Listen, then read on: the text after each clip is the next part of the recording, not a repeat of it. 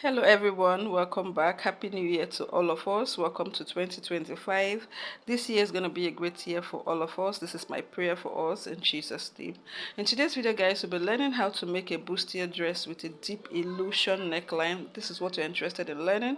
Watch, like, and then subscribe. So guys, let's get started.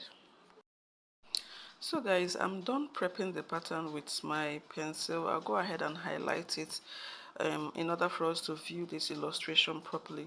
So for the underbust contouring, I'll be contouring by 1 inch on both sides, linking it down to the waistline and then contouring it to the bust point. If you're familiar with that intake and bust contouring, I'm sure you know what I'm doing here. And then what I'll simply do next is to place my bust dart, which is 1.5 inches. Your bust dart is the difference between your front waistline and your back waistline. Okay, so I did 1.5 and then I drew my line straight down pointing towards the bust point. Okay, I went ahead to take my horizontal measurements. I'd already done that on my previous pattern when it was with pencil, quarter of your bust plus seam allowance, quarter of your waist plus seam allowance.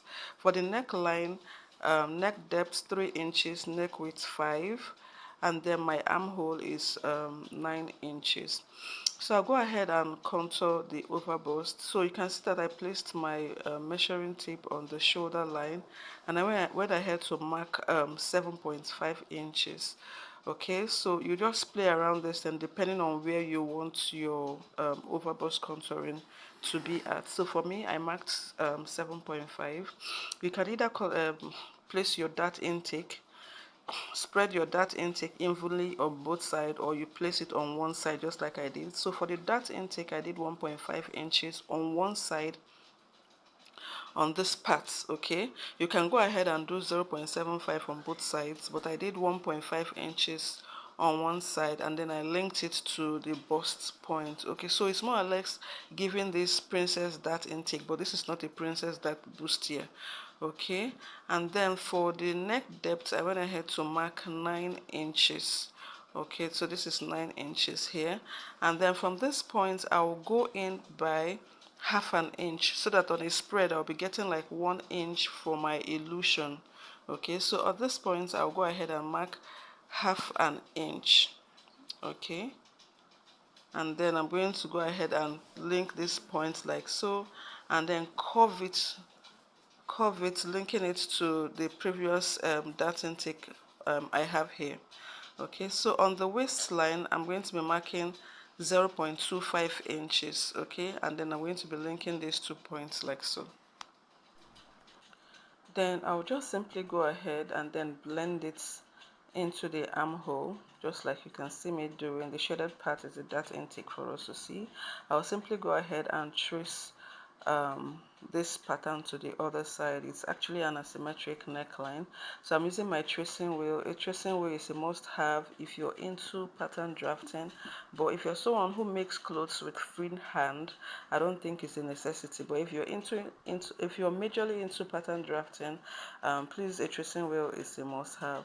So I'm done tracing it to the other side. Like I mentioned earlier, it's an asymmetric neckline. One part is different, one part of the bustier is different from the other side if you clearly look at the thumbnail. Okay, so I'll go ahead from this line, which is my neck depth for the illusion. I'm going to be going up by 3 inches. You can see that I placed my meter roll 3 inches away from that illusion depth, the neck depth. So I'll go ahead and mark it and then use a meter roll or my pattern, the straight part of my pattern master, to draw a straight line. So this is going to be acting as a guide for me, and then I'm going to be linking it to the dart leg, one of the dart legs. Okay, so this is not the actual neckline, it's more like a guide. Then I'll be using the curvy part of my my curvy roll to curve it, to give it that curved part. So for you to really understand what I'm doing, I would simply advise that you take a look at the thumbnail and understand the dress style. So I just created that curve from the lines I drew, which is a guide for me. So guys, the next thing I'll simply do is to close my bust dart, guys. So I'm going to be opening the waist dart to enable me close the bust dart. Okay, so when you open this up, it makes it easier for you to close it up. So ensure that you cut this close to the bust point, okay, so that you get this closure very well. So having done that, after closing the bust dart, I'll go ahead and cut out my yoke. Okay, you can see that I'm taking my time using my scissors to cut out the yoke out. Okay, so I've removed the yoke for this dress. So what I'll simply do is to go ahead and blend the overbust dart, okay, to avoid gaping. If you don't do this, you notice that one part of the panel is longer than the other side. So what I simply did was to place a paper underneath the pattern, close the bust and close the dart, and ensure that both legs are touching each other. Okay, so I'll close this up, ensure that both legs are meeting with each other, then I'll go ahead and blend it properly. So this is just what I simply did, and I simply hope that we understand. If you're basically doing this consistently, you understand what I just simply did here. So after blending and closing the overbust, I can now go ahead and cut out my panels, as you can see me doing. So I'm just trying to cut out the dart intakes to separate the panels from each other.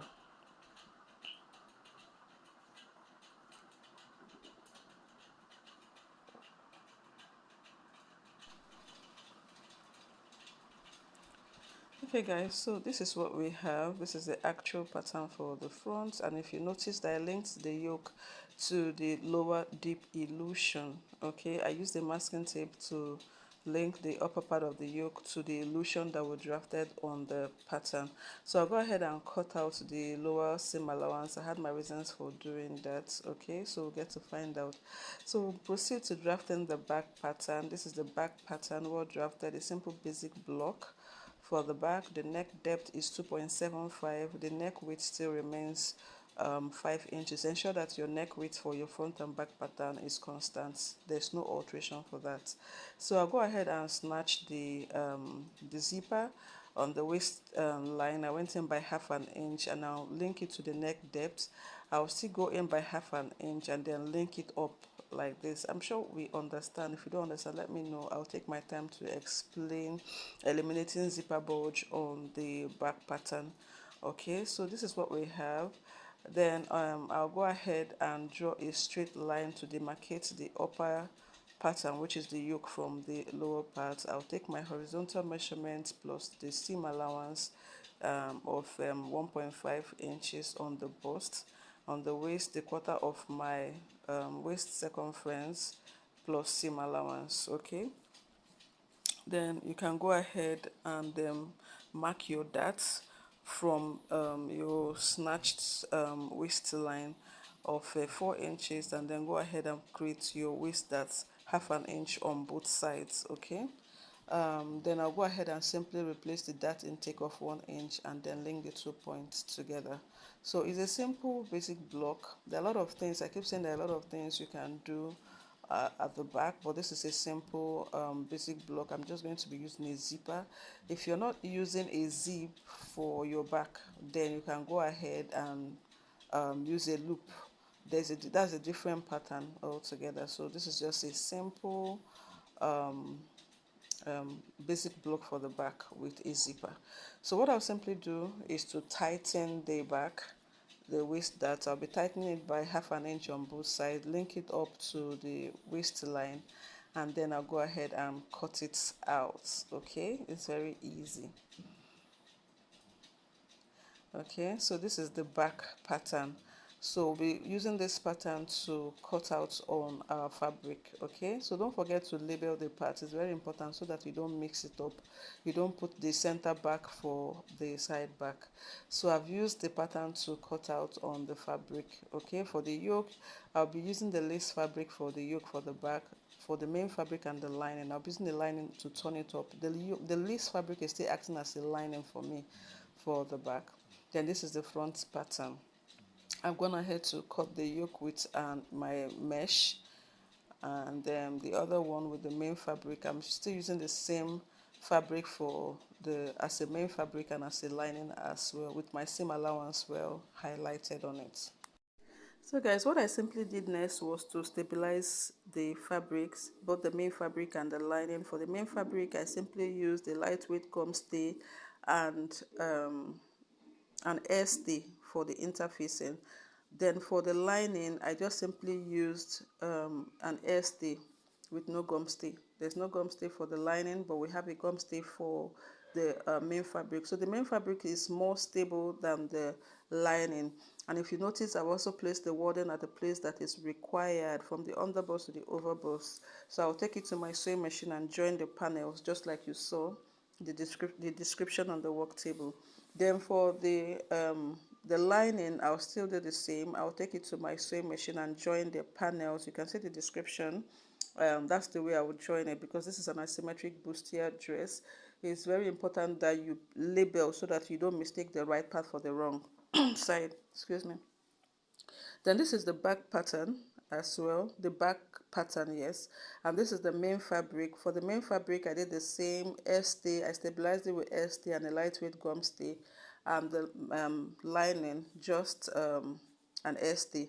So I'm done joining the panels, and this is what we have. You can see how neat the bustier. The lining is a bit unstable than the main fabric, and I still have my labels on it. At this point, you can go ahead and remove the label if you want to.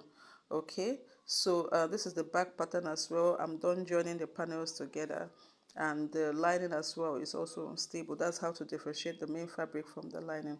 So this is the yoke. I just simply use my pin to secure. So I'll take it to my sewing machine and close up the necklines and the zip allowance for the back panel. So I'm done closing up the neckline. I didn't backstitch, so I'll go ahead and knot the thread. It's better this way for a fabric like this, rather than backstitching. You can use this method. So after knotting on both sides, I'll simply open it up and relax my seam before trimming out the excess. Okay, and at this point, it's advisable that you use an invincible thread for this type of fabric. So I'll go ahead and relax my seam. Okay, relax it on the wrong side, and then you can now trim out the excess after doing this. It gives this neckline a very good finishing. So I'm done with the neckline, and I gave it a good press. This is also for the back panel, the yoke for the back panel. I'm done with it, and I also gave it a good press. So what I'll simply do next is to attach the yoke to the main fabric, which is the front pattern. And to achieve a neat finishing here, what we need to do is to place the mesh on one side. Is an asymmetric neckline, so you have to place the mesh on one side first before placing it on the other side. So if it was symmetrical, you can do it simultaneously, but because we have one side a bit elongated from the other side, so I think it's advisable you just place your mesh on one side, take it to your sewing machine, and sew it by 0.25, not half an inch, because if you use half an inch, you're using the entire seam allowance, and by the time you want to use your lining to close it up, you might eat into your fabric. Okay, so I'll take this to my sewing machine and stitch it by 0.25. When I'm done with this side, I'll place it on the other side. Okay, so take this to our sewing machine and then run our stitch. So I'm done with this side, and then I'm securing the other side. I'm securing the other side with my pin first before taking to my sewing machine. So at this point, I think it's very important that you work with your pins, otherwise you might just get something that you don't like. Okay, so work with your pins first, secure your mesh to your fabric with your pins before running your stitch. So when I'm done, I'll take it to my sewing machine and then run my stitch. Remember I said 0.25. Okay, don't use your entire seam allowance to just secure your mesh. So I'm done joining the mesh to the main fabric, so I'm going to be closing it up with my lining. So guys, at this point, I'm going to be placing my lining on one side first. I'm going to be placing on one side, and if you observe closely, you can see that I'm working with my pins. I'm also using my pins to secure it first. And while you're placing your lining on the main fabric to close up the seam, ensure that you're also considering the mesh placement so that it doesn't look rumpled. So at each point before placing the seam, sorry, before placing the pins, make sure that the mesh is well placed. Okay, so I'll take this to my sewing machine. I'm going to be stitching it. I'll do one side and then also do the other side. Okay, is one step at a time. And when you're closing up the neckline, when you're placing your pin, when you're using your lining to close this up, you can also use a hemming gum, so that when you're you can also use a hemming gum to stitch, to run your stitch, so that when you're ironing, it can relax properly, because it may be difficult to really top stitch for a closure like this. Okay, so this is the back panel. I'm going to be doing the same. Okay, so I placed the yoke first. I'm going to be using my lining to close it up, to close up the seam. I'll first of all place my yoke, and then I'll use my lining to close it up. And if you notice that I kept the yoke away from the seam. Okay, so I think that at this point you can go back and watch it again. The yoke was like half an inch away from my seam line. I didn't allow my yoke to get into my seam. So I'm done with that pattern. I've given it a good press. So I went ahead to also join the upper panel to the lower skirt with my seam allowance of half an inch for both the front panel and the back panel. Okay, and you can see the darts. Okay, the darts for the skirt. Some people use a dartless skirt, but for this particular tutorial I don't have any preference. At some point I can use a dartless skirt, at some point I can also choose to place a dart on my skirt. So it depends on what you want or what your client wants, so it's best you ask questions. So the next thing I'll do is to place my join the right panel to the left for the back side, to be able to create my zipper. Okay, so the seam allowance for this is 1 inch. So you can see I'm using my pins at every stage and every step. I'm always working with my pins. So I'm going to be securing the seam allowance by 1 inch. So I've joined it, and you can see what we have, and I've given it a good press. Ensure that you relax this seam before placing your zipper. Don't just run a stitch of 1 inch and then start placing your zipper. It's advisable that you relax your seam, and then you can go ahead and place your zipper. For the part of the zipper I used a basting stitch, and for the other side I used a permanent stitch. That's the hip area. The part that I'll be placing my zipper was a temporary stitch, which is also called a basting stitch.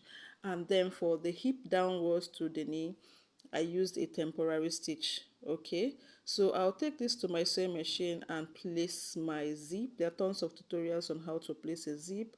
It's not going to be here, but if you want to, let me know. There are tons of tutorials you can check. If you're a beginner on how to place your zipper, you can go ahead and check it out. So I took this to my sewing machine, and then I placed my zipper. So it's time for me to join the front to the back, and I'll be joining their shoulder. So I placed the right side facing each other, and I use the lining of the back panel to close the stitch, to just close it up like this. Please just take your time to watch this. Okay, so it gives this shoulder seam a very neat finishing. Okay, I did not join it and stitch it having my seam allowance sticking out. I placed it, and then I used my the lining to turn it. Okay, turn it gradually.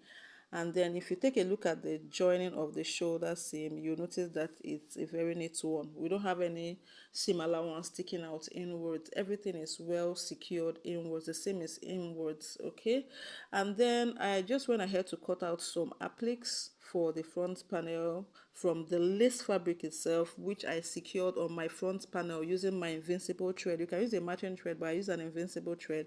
At this point, I secured it with my pins first. Firstly I determined where I want to place it. I used my pins to secure it before using my needle and my invincible thread to stitch it. Okay, so these are appliques. You can see that at the back you hardly see any sign of thread, so I kind of secured it inwards. Okay, the stitching is kind of done in between the main fabric and the back, so this thread is not sticking out from the back. Okay, then for the back I didn't have any appliques. I just wanted it to be this way, so I'll go ahead and close up the sides. Okay, since we're done with all the necessary things that needs to be done for this particular dress, I think this is the best time for us to close up our sides, the side seam. So for the bust, you take the quarter of your bust, plus the quarter of your bust, and then if you have any excess, you distribute it on both sides. If your excess after your bust measurement is 5, distribute it on both sides as 2.5, 2.5. For the under bust, ensure that you take your under bust. Please, under bust gives a very good finishing and a good fitting, I meant to say. Take your under bust measurement, take your waist measurement, take your hip measurement, and then your knee measurement. So when you take your measurement and you have excesses, excess like 4 inches, excess like 3 inches, distribute it evenly on both sides. Don't make one side to be bigger than the other side. So distribute your seam allowance evenly on both sides. So guys, this is what the dress looks like. This is the finishing of this dress. For the lace placement for the skirt, I'm going to be dropping a tutorial. So guys, kindly subscribe, like and share this video. God bless you all.